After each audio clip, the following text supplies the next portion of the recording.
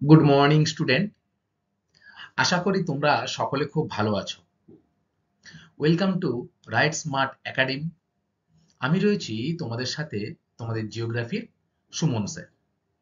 আচ্ছা স্টুডেন্ট, বিগত কয়েকটা ক্লাস জুড়ে আমরা কিন্তু তোমাদের যে অষ্টম অধ্যায় রয়েছে পশ্চিমবঙ্গ, সেখান থেকে অনেকগুলো ক্লাস কিন্তু করে এসেছি, তাই তো?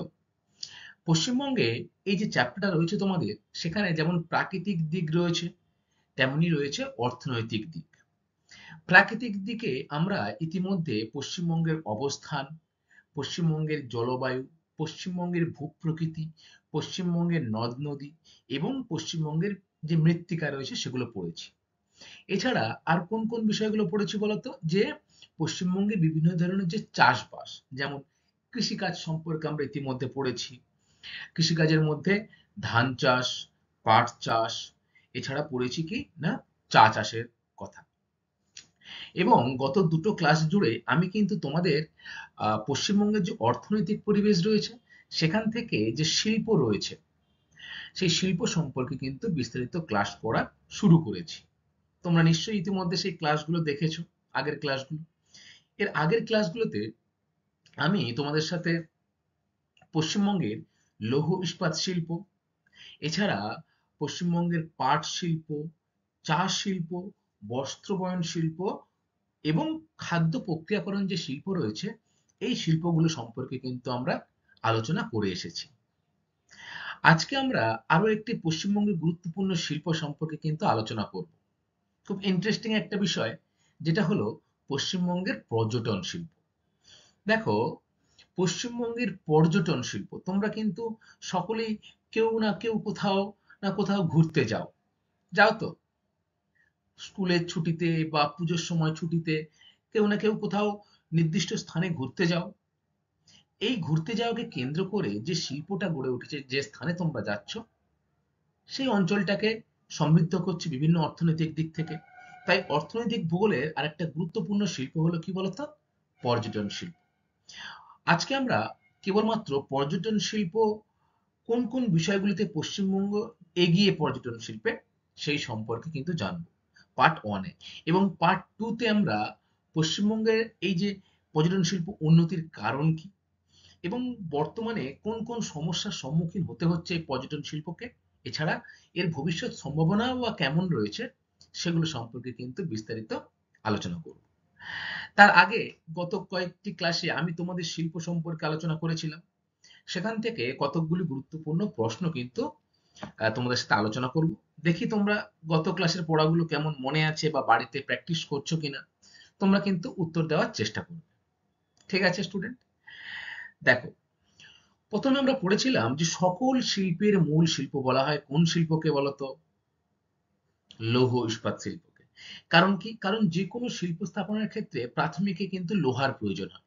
তাই আধুনিক সভ্যতাকে কি বলা হয়? লৌহ সভ্যতা। এবং এই লৌহ ইস্পাত কারখানা পশ্চিমবঙ্গে কিন্তু দুটি প্রধান রয়েছে। সেই দুটি কি কি বলতো তোমরা? Very good. একটি কি বললে? যে বার্নপুর কুলটি, যেটি স্বাধীনতার আগে কিন্তু স্থাপিত হয়েছিল। আর একটা কি? আর একটা হলো দুর্গাপুর, যেটাকে আমরা বলে থাকি দুর্গাপুর স্টিল প্ল্যান্ট। এই যে দুটি বৃহদায়তন লৌহ ইস্পাত শিল্প কেন্দ্র, এই দুটোই কিন্তু পশ্চিমবঙ্গে সব থেকে বেশি পরিমাণে লৌহ ইস্পাত উৎপাদন করছে বর্তমানে। এই যে দুটি লৌহ ইস্পাত কারখানা গড়ে উঠেছে কোন নদীর তীরে তোমরা বলতে পারবে? Very good. এই দুটি কিন্তু গড়ে উঠেছে দামোদর নদীর তীরে। দেখো, এই যে দুর্গাপুর, দুর্গাপুরকে কি বলা হয় বলতো? ভারতের রুট বলা হয়। তোমরা ইতিমধ্যেই জেনে গেছো যে দুর্গাপুরকে ভারতের রুট বলা হয়। কিন্তু কেন বলা হয় সেটাও কিন্তু পরীক্ষায় আসে, যে দুর্গাপুরকে ভারতের কেন রুট বলা হয়। তোমরা আশা করি বলতে পারবে এটা। বলো তো কেউ একজন। ভেরি গুড, যে জার্মানির রুট শিল্পাঞ্চলের সাথে নামকরণ করা হয়েছে। দেখো, জার্মানির রাইন নদীর তীরবর্তী অঞ্চলে কিন্তু এরকম প্রচুর শিল্প কারখানা গড়ে উঠেছে, বিভিন্ন রকম শিল্প গড়ে উঠেছে। কেন গড়ে উঠেছে? কারণ রাইন নদীর তীরবর্তী অঞ্চলে প্রচুর খনিজ ভান্ডার পাওয়া যায়, যেমন কোক, কয়লা, আকরিক, লোহা, তারপরে ম্যাঙ্গানিজ, ডলোমাইট। ঠিক তেমনই আমাদের পশ্চিমবঙ্গের রাজ্যে যে দুর্গাপুর স্থান রয়েছে, সেই স্থানে দামোদর নদী উপত্যকায় কিন্তু প্রচুর পরিমাণে কয়লা, এছাড়াও অন্যান্য খনিজ কিন্তু পাওয়া যায়। এবং যে খনিজগুলো শিল্প কারখানায় লাগে সেগুলো কিন্তু তার আশেপাশবর্তী অঞ্চল থেকে খুব সহজেই এই দুর্গাপুরে আসে। ঠিক এই কারণে জার্মানির রাইন নদীর তীরে গড়ে ওঠা রুর শিল্পাঞ্চলের নামকরণ অনুসারে পশ্চিমবঙ্গের দুর্গাপুরের নামকরণ করা হয়েছে কি না, রুর শিল্পাঞ্চল। তাই তো? আচ্ছা, এরপরে আমরা পড়েছিলাম সেল। যে সেল কি করে না, বিভিন্ন যে লৌহ ইস্পাত কারখানাগুলি রয়েছে সরকারের আন্ডারে, তার কিভাবে আরো উন্নতি করা যায়, তার উৎপাদনশীলতা কিভাবে বাড়ানো যায়, পরিকাঠামোগত দিক দিয়ে কিভাবে আরো এটাকে এগিয়ে নিয়ে যাওয়া যায়, এই বিষয়গুলো কিন্তু দেখভাল করে। তোমরা আমাকে বলো তো যে সেল কত সালে গঠিত হয়? Very good. 1954 সালে কিন্তু সেল গঠিত হয়। এবং এই সেলের সদর দপ্তর কোথায়? বাহ! খুব ভালো বলেছে যে শেল-এর সদর দপ্তর কিন্তু রয়েছে নিউ দিল্লিতে। তাই তো? পশ্চিমবঙ্গে লৌহ ইস্পাত শিল্প কিন্তু খুবই উন্নতি লাভ করেছে। এর কারণগুলি কয়েকটা পয়েন্ট ছিল। দুটো একটা কেউ বলো তো আমাকে। Very good. কাঁচামালের সুবিধা। বিদ্যুতের সুবিধা রয়েছে, ডিভিসি রয়েছে পাশাপাশি অঞ্চলে, জলবিদ্যুৎ, সেখান থেকে বিদ্যুৎ সরবরাহ হয়। এছাড়া জলের অভাব হয় না, দামোদর নদী রয়েছে।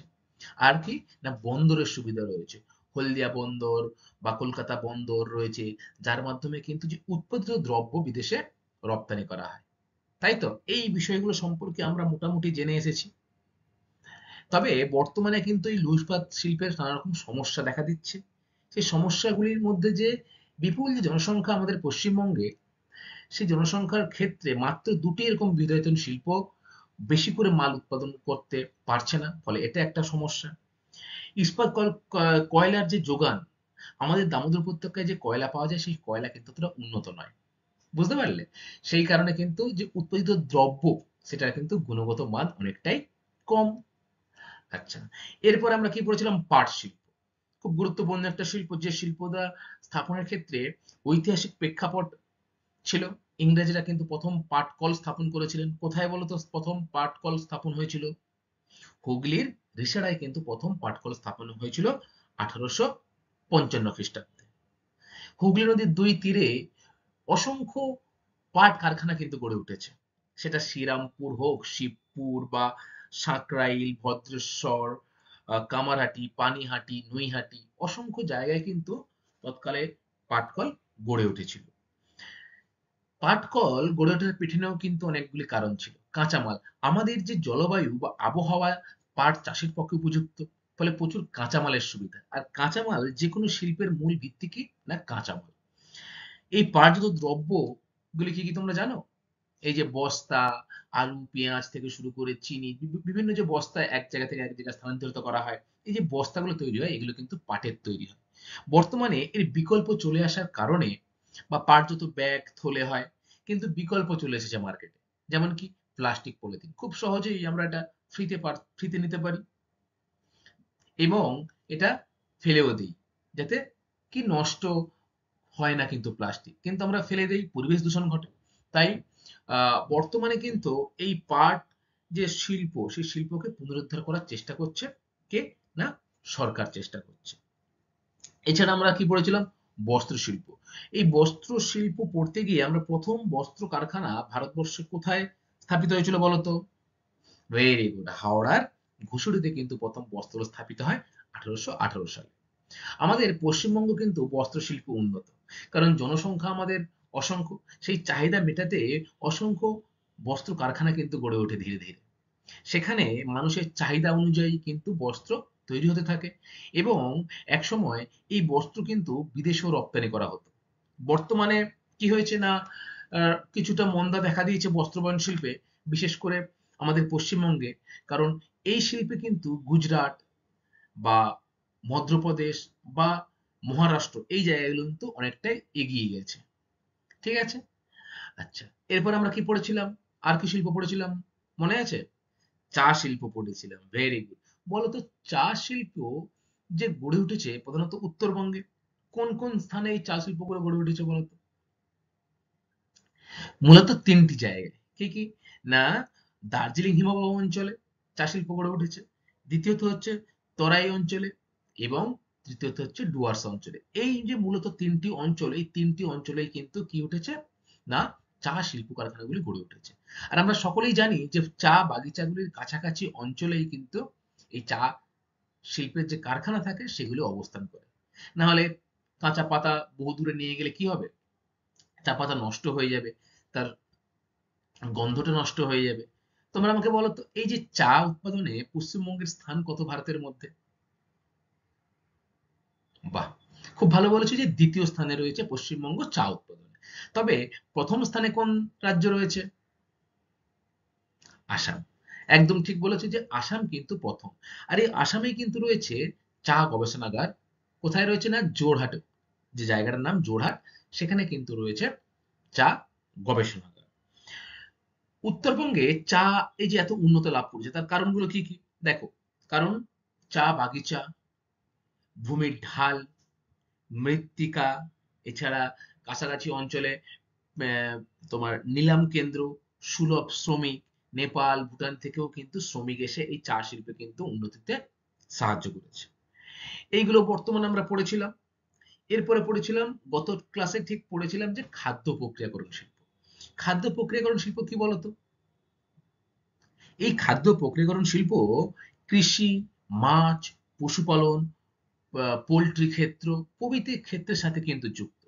দেখবে বর্তমানে ছোট ছোট পরিবার হওয়ায় বা মানুষের কাজের দিকে বেশি ঝুঁকি হওয়ার জন্যে তারা কিন্তু রান্না বান্না বা অনেক সময় বাইরে থেকে ফোনে অর্ডার করে দিচ্ছে কোনো কিছু খাবার, সেটা প্যাকেটিং হয়ে পুরো রান্না করা খাবার চলে আসছে। আবার আধা রান্না করা জিনিসও কিন্তু আসে। এই যে প্যাকেটজাত দ্রব্যগুলি যেভাবে মানুষের কাছে পৌঁছে দেওয়া হয়, এতে কিন্তু প্রচুর শ্রমিক লাগে এবং তাদের ডেলিভারি, কারণ এর সাথে কিন্তু একটি আহ, শিল্প যুক্ত হয়ে যাচ্ছে, তাই না? প্যাকেটিং করা বা সেটাকে ডেলিভারি করে তোমার ঘরে এনে দেওয়া। তাই জন্যে বর্তমানে যে কটা শিল্প উন্নতি লাভ করছে তার মধ্যে কিন্তু অন্যতম এই শিল্পটি হলো খাদ্য প্রক্রিয়াকরণ শিল্প। কি কি ক্ষেত্রে হয়? খাদ্যদ্রব্য, ডেয়ারি মিষ্টি, মাংস, ফল প্রক্রিয়াকরণ শিল্প, এছাড়া চালকল। পশ্চিমবঙ্গে বর্তমানে কিন্তু সরকারের তরফ থেকে 12টা ফুড পার্ক গঠন করা হয়েছে। কেন বলতো? কারণ এই খাদ্য প্রক্রিয়াকরণ শিল্পকে আরো এগিয়ে নিয়ে যাওয়ার জন্য। আচ্ছা, পশ্চিমবঙ্গে খাদ্য প্রক্রিয়াকরণ শিল্প তো উন্নতি লাভ করছে, সাথে সাথে কিছু সমস্যাও কিন্তু রয়েছে। কি কি বলতো সেই সমস্যাগুলি? কি হতে পারে তোমার মনে হয়, বলো? Very good. উৎপাদিত যে খাদ্যের গুণমান সেটি কিন্তু অন্যান্য জায়গা থেকে আমরা অনেকটা পিছিয়ে রয়েছি। শিল্পের প্রয়োজনীয় প্রযুক্তি বা দক্ষতাযুক্ত যে শ্রমিক এই শিল্পে প্রয়োজন হয় সেটা কিন্তু থাকে না। দেখবে অনেকে নরমালি কি করে না, রাস্তাঘাটে রেস্টুরেন্ট খুলে বা সেখান থেকে প্যাকেটজাত দ্রব্য বিক্রি হচ্ছে, কিন্তু এই যে রান্না করা বা কোনো কিছু প্রক্রিয়াকরণের সাথে যুক্ত যারা থাকে তারা কিন্তু বর্তমানে অনেক দামি দামি কলেজ স্কুল স্থাপন করা হয়েছে, সেখানে কিন্তু পড়াশোনা করে আসতে হয়। তবে আমাদের পশ্চিমবঙ্গে কিন্তু তেমন এটা চল নেই।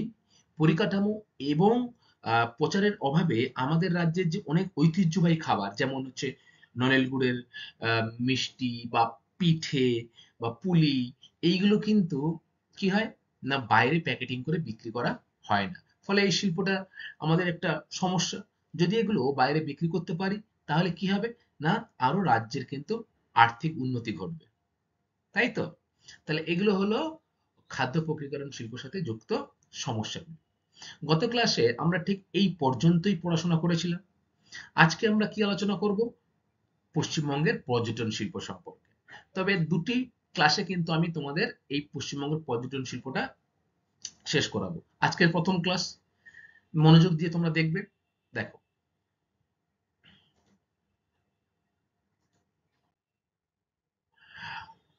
পশ্চিমবঙ্গের পর্যটন শিল্প। পশ্চিমবঙ্গের উত্তরে রয়েছে সুউচ্চ হিমালয় ও দক্ষিণে রয়েছে সুশীল জলরাশি। তাই এর মধ্যে নানা রকম কিন্তু অবাক করা বৈচিত্র্য রয়েছে। তাহলে আমাদের পশ্চিমবঙ্গ রাজ্য আমরা যখন ভূপ্রকৃতি পড়েছিলাম তখন তোমাদের নিশ্চয়ই মনে আছে যে পশ্চিমবঙ্গের উত্তরে কি রয়েছে? হিমালয়, এবং একদম দক্ষিণে কি রয়েছে না বঙ্গোপসাগর। এবং ভারতবর্ষের মধ্যে এই একটাই রাজ্য রয়েছে যেখানে কিন্তু সমুদ্র হিমাচল রয়েছে, অর্থাৎ সমুদ্র যেমন রয়েছে তেমনি রয়েছে হিমাচল। তাই পশ্চিমবঙ্গকে কি বলা হয় বলতো? সমুদ্র হিমাচল। তোমরা এটা ভূপ্রকৃতি পড়ার সময় নিশ্চয়ই পড়েছিলে, তাই তো? পশ্চিমবঙ্গের এই বৈচিত্র্য সমগ্র পৃথিবীতে দেখানোর জন্য রূপসী বাংলা নামে একটি পরিকল্পনা গ্রহণ করা হয়েছে সরকারের তরফ থেকে। তাহলে কি পর্যটন শিল্পকে হচ্ছে, পর্যটন মানে হচ্ছে ঘোরা। ধরো তুমি তোমার অবসাদ কাটানোর জন্য বা তোমার ছুটি কাটানোর জন্য নিজস্ব যে স্থান, সেই স্থান থেকে যখন তুমি অন্য কোনো স্থানে সপ্তাহখানেক বা ১ মাসের জন্য ঘুরতে যাচ্ছ, সেটাকে কিন্তু কি বলা হচ্ছে বলো তো? পর্যটন। আর এই পর্যটনকে ঘিরে যখন সেখানকার স্থানীয় মানুষরা অর্থ ইনকাম করছে, ধরো তুমি পুজোর ছুটিতে দার্জিলিং গেলে, তাহলে তুমি সেখানে গিয়ে একটা হোটেল ভাড়া করলে, সেখানে গিয়ে তুমি একটা গাড়ি ভাড়া করলে ঘুরতে যাওয়ার জন্য, আবার সেখানে গিয়ে কিন্তু তুমি খাওয়ার জন্য হোটেলেও গেলে। তাহলে এই যে তুমি যাচ্ছ ওখানে গিয়ে পর্যটন করছো, ঘুরছো, সাথে সাথে ওখানকার স্থানীয় মানুষরা যে ইনকাম করছে তোমার কাছ থেকে, সেটাকেই কিন্তু শিল্প বলা হচ্ছে। আর আমরা আগেই পড়েছিলাম যে পশ্চিমবঙ্গের অর্থনৈতিক দিকের মধ্যে শিল্পই হচ্ছে গুরুত্বপূর্ণ। তাহলে পর্যটন শিল্প কি, বুঝতে পারলে? সংজ্ঞা দেখো কি বলছে। সৃষ্টির উষালগ্ন থেকেই মানুষ ভ্রমণ পিপাসু। অর্থাৎ পৃথিবীর সৃষ্টি হওয়ার পর থেকেই মানুষ কিন্তু ঘুরতে যেতে ভালোবাসে, নতুন নতুন স্থান আবিষ্কার করতে ভালোবাসে, নতুন নতুন পরিবেশে গিয়ে নিজেকে মানিয়ে নেওয়ার চেষ্টা করে, করে তো? ভ্রমণ পিপাসু মানুষেরা অবিরল স্রোতের মতো ভিড় করে বিভিন্ন পর্যটন কেন্দ্রে। আর এই পর্যটন কেন্দ্র ও তার পার্শ্ববর্তী অঞ্চলে সব রকম আধুনিক সুযোগ সুবিধা সৃষ্টি করে। যেমন কি উন্নত গাইড, উন্নত পরিবহন ব্যবস্থা, এইগুলো কিন্তু পর্যটন শিল্পের সাথে হুবহু যুক্ত। বহু মানুষের যে কর্মসংস্থান সুযোগ সৃষ্টি হচ্ছে, তাকে কিন্তু বলা হয় পর্যটন শিল্প। অর্থাৎ পর্যটনকে কেন্দ্র করে বহু মানুষের কিন্তু ইনকাম হচ্ছে অর্থে। এটাকে আমরা কি বলছি না, পর্যটন শিল্প। আশা করি তোমরা বুঝতে পেরেছো পর্যটন শিল্প কাকে বলে। আচ্ছা, এরপরে দেখো রয়েছে পর্যটনের গুরুত্ব কি। পর্যটন শিল্পের গুরুত্বটা কি রয়েছে দেখো। ১ নম্বর, হোটেল, রেস্টুরেন্ট, পরিবহন ব্যবস্থার উন্নতি ঘটে বলে সংশ্লিষ্ট অঞ্চলের মানুষ কাজ পায়, আর্থিক বিকাশ ঘটে। যেটা তোমাকে একটু আগেই বলছিলাম যে তুমি ধরো পুজোর ছুটিতে ঘুরতে গেলে কোথাও, সেখানকার মানুষরা তোমার থেকে অর্থ উপার্জন করছে। তাহলে সেখানকার মানুষদের তো একটা রোজগার হচ্ছে এটাকে নিয়ে কেন্দ্র করে, তাই তো? তাহলে সেই যে রোজগার হচ্ছে, এটা একটা অর্থনৈতিক দিক। এটা কিন্তু পর্যটনের অন্যতম গুরুত্ব। তাহলে ১ নম্বর কি হলো, যে আর্থিক বিকাশ ঘটছে যে স্থানে তুমি যাচ্ছ সেই স্থানে। দ্বিতীয়ত কি, পরিকাঠামোর উন্নতি ঘটছে। যখন কোনো একটা স্থানে মানুষ ভ্রমণের জন্য বিভিন্ন স্থান থেকে সেখানে যায়, তাহলে সেখানকার পরিকাঠামো কিন্তু উন্নত হয়। পরিকাঠামোর মধ্যে কি পড়ে? সেখানকার হোটেল রেস্টুরেন্ট উন্নত মানের হবে, রাস্তাঘাট উন্নত মানের হবে। এইগুলোকে কিন্তু সমস্ত ভিত্তি করে কি গড়ে ওঠে না, সেখানকার পরিকাঠামো। যখন অর্থ ইনকাম হচ্ছে সেই অঞ্চলের, তখন কিন্তু তারা ধীরে ধীরে পরিকাঠামো কিন্তু উন্নত করবে। তৃতীয় কি, কর্মসংস্থানের সুযোগ বাড়ে। অসংখ্য মানুষ কিন্তু দেখবে গাইডের কাজ করে। অর্থাৎ তুমি যে স্থানে যাচ্ছ সেই স্থান তোমার কাছে অচেনা, সেই স্থানে কোথায় কি ভালো স্থান রয়েছে, দর্শনীয় স্থান রয়েছে, তুমি সেখানে গাইডের সাহায্য নিতে পারো। তাহলে কি হচ্ছে না, মানুষের কর্মসংস্থানের সুযোগ বাড়ছে। এছাড়া আর কি, তুমি গাড়ি নিয়ে কোথাও ঘুরতে গেলে, এটা গাড়ি নিলে, গাড়ির ড্রাইভার নিলে, তো সেই মানুষটারও কর্মসংস্থান ঘটছে। এইভাবে পর্যটন কেন্দ্রে কিন্তু অসংখ্য মানুষ তাদের কর্মসংস্থানটা খুঁজে নেয়। ৪ নম্বর কি রয়েছে, ভ্রাতৃত্ববোধ।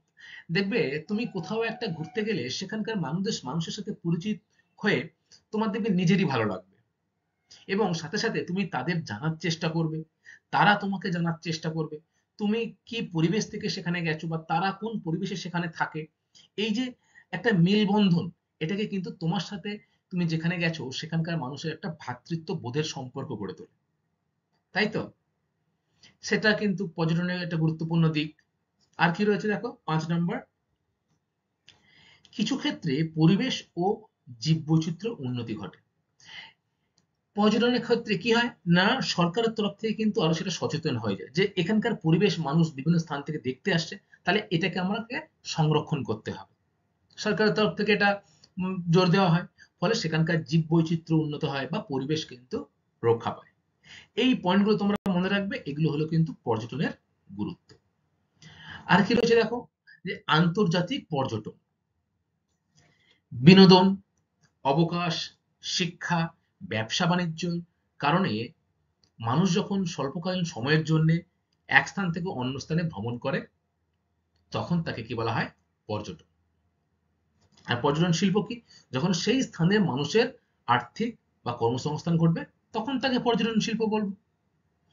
বিশ্ব পর্যটন সংস্থা ওয়ার্ল্ড ট্যুরিজম অর্গানাইজেশন অনুসারে মানুষ নিজ পরিবেশ ছেড়ে অন্য স্থানে বিনোদন, অবসর বা অবকাশ কিংবা ব্যবসা সংক্রান্ত কারণে ১ বছরেরও কম সময়ে বসবাস করলে তাকে পর্যটন বলে।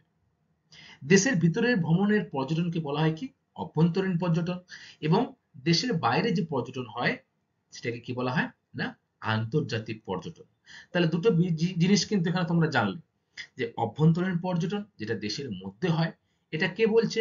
বলছে কিন্তু ওয়ার্ল্ড ট্যুরিজম অর্গানাইজেশন, যেটাকে আমরা বলছি বিশ্ব পর্যটন সংস্থার সংজ্ঞা অনুসারে দেশের অভ্যন্তরে হচ্ছে অভ্যন্তরীণ পর্যটন, এবং বিদেশে গিয়ে যখন তুমি কোনো স্থান ঘুরতে যাচ্ছ তখন সেটাকে কি বলা হচ্ছে? না, আন্তর্জাতিক পর্যটন।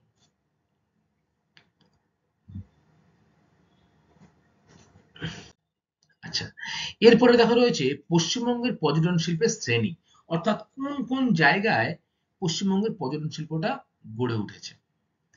তোমরা নিশ্চয়ই কেউ পাহাড়ে ঘুরতে গেছো কখনো, গেছো তো? অনেকে গেছো। কেউ আবার অভয়ারণ্য ঘুরতে গেছো, কেউ কিন্তু আবার তীর্থস্থানে কেউ ঘুরতে গেছো। মন্দির, মসজিদ এগুলোকে ঘিরে তীর্থস্থান গড়ে ওঠে, এখানেও কেউ ঘুরতে গেছো। কেউ আবার ঐতিহাসিক স্থানে কিন্তু ঘুরতে গেছো, অর্থাৎ সেই পুরোনো দিনের ইংরেজদের আমলে তৈরি করা স্থাপত্য কিন্তু তোমরা ঘুরতে যাচ্ছ, দেখতে যাচ্ছ। এই যে বিষয়গুলো, কতগুলো শ্রেণীতে কিন্তু এই পর্যটনকে ভাগ করা যায়। পাহাড়কে একরকম, মরুভূমিকে একরকম, মালভূমি একরকম, আবার সমতলে একরকম। এই ভাগগুলোই নিয়ে কিন্তু আমরা বিস্তারিত আলোচনা করব। প্রথমে দেখব পশ্চিমবঙ্গের যে পাহাড় কেন্দ্রিক যে শিল্প কেন্দ্রগুলো কোন কোন স্থানে গড়ে উঠেছে।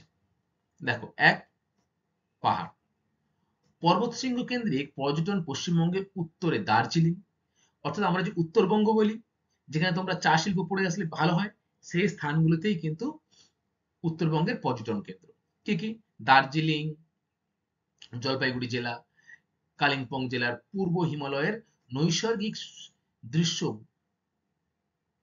অঞ্চল এবং পর্বতের পাদদেশে তরাই ডুয়ার্সকে কেন্দ্র করে নানা পর্যটন কেন্দ্র কিন্তু গড়ে উঠেছে। তাহলে হিমালয়ের উপরে এবং হিমালয়ের পাদদেশে এই দুটো স্থানে কিন্তু, যেমন কি দার্জিলিং পার্বত্য অঞ্চল আবার তরাই ডুয়ার্স অঞ্চল, এই দুটোকে কেন্দ্র করে কিন্তু নানা পর্যটন কেন্দ্র এই উত্তরবঙ্গে গড়ে উঠেছে।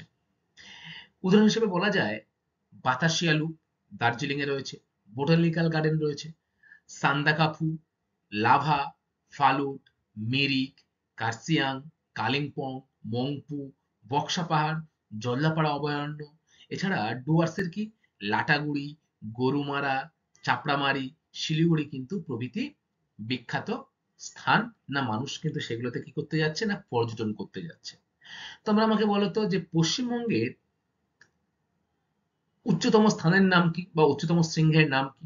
এখানে কিন্তু রয়েছে, ভেরি গুড, সান্দাকফু।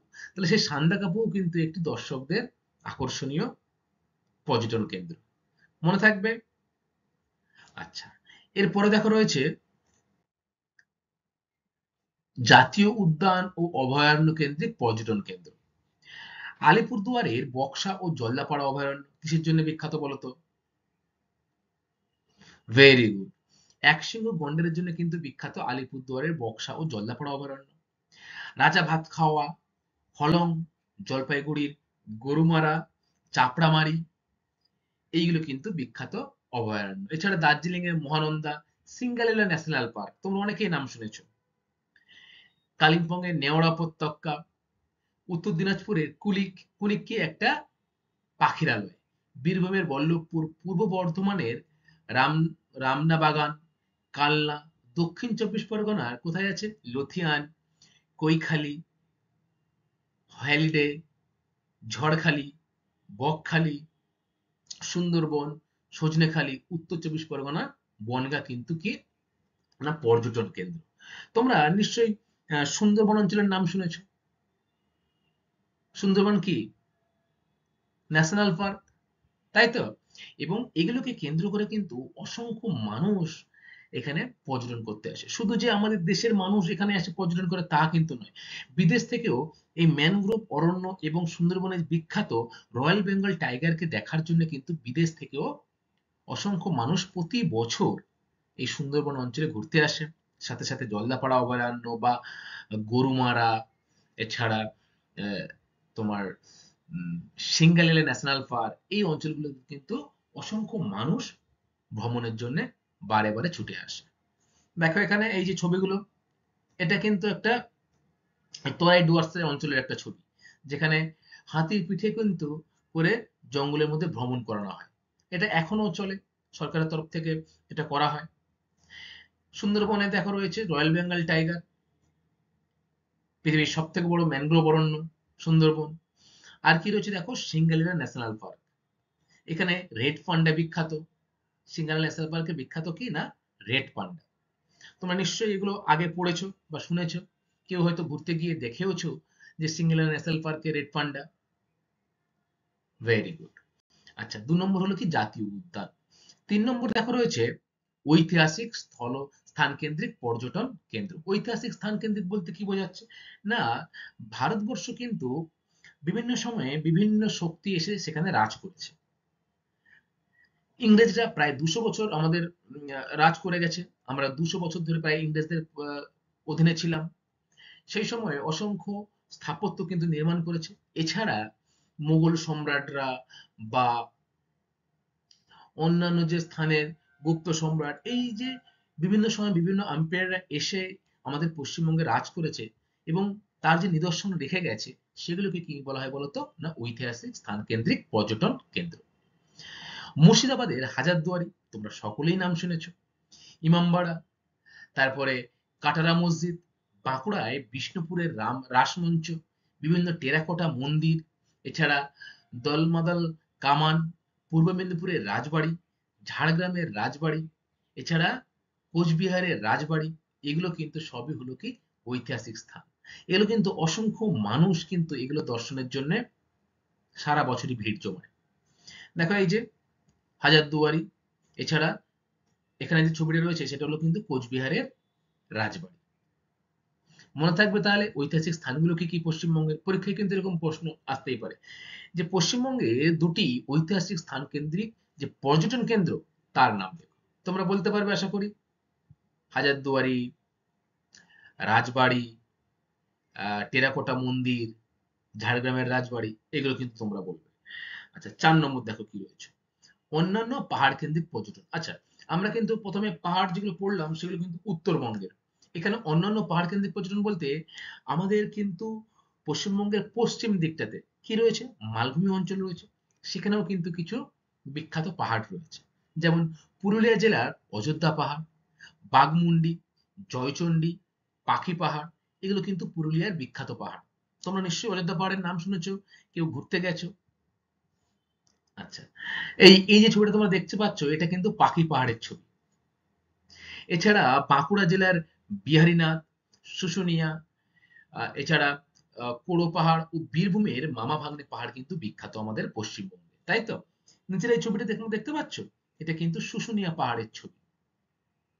তাহলে অন্যান্য পাহাড় কেন্দ্রিক বলতে পশ্চিমবঙ্গের যে পশ্চিম দিকে মালভূমি অঞ্চল রয়েছে, সেই মালভূমি অঞ্চলে যে পাহাড়গুলো রয়েছে সেগুলোর কথা বলা হয়েছে। এরপর রয়েছে দেখো সমুদ্র উপকূলবর্তী পর্যটন কেন্দ্র। তোমরা নিশ্চয়ই সকলে প্রায় সমুদ্র দেখেছো। পশ্চিমবঙ্গের কোথায় কোথায় তোমরা ঘুরতে গেছো সমুদ্রের অঞ্চলে, বলো, সমুদ্রের কাছাকাছি? ভেরি গুড, খুব ভালো বলেছো যে দীঘায় ঘুরতে গেছো। দেখো, দীঘা, শঙ্করপুর, তাজপুর, মন্দারমণি, এগুলো কোথায় না, পূর্ব মেদিনীপুরের বিখ্যাত কয়েকটি সমুদ্র তীরবর্তী অঞ্চল বা সমুদ্র তীরবর্তী পর্যটন কেন্দ্র, যেখানে কিন্তু অসংখ্য মানুষ যায়।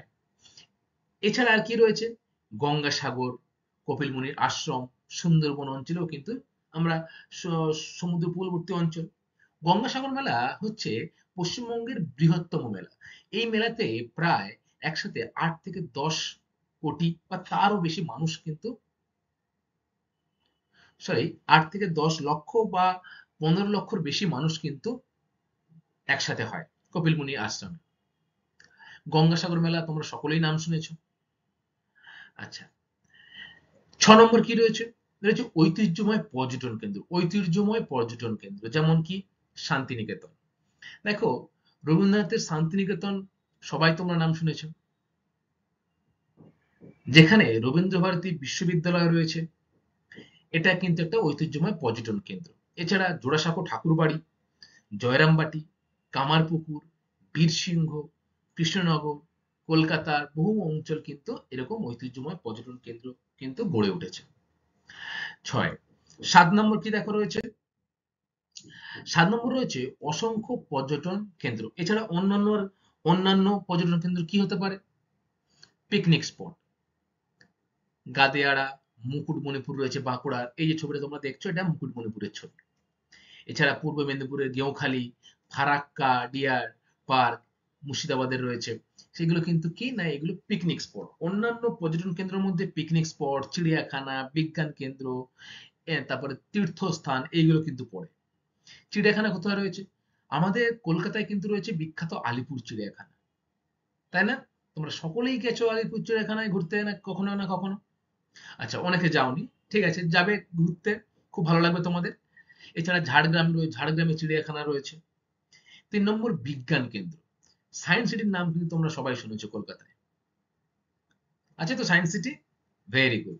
এই যে সায়েন্স সিটি,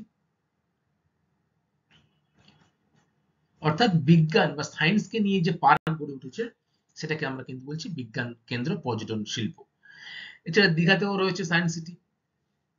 এখানে দেখছো যে ছবিটা, এটা কি? এটা হচ্ছে আলিপুর চিড়িয়াখানার একটি ছবি, মনে থাকবে। আচ্ছা, এরপরে দেখো কি রয়েছে? বিনোদন পার্ক। তোমরা নিকো পার্কের নাম শুনেছো?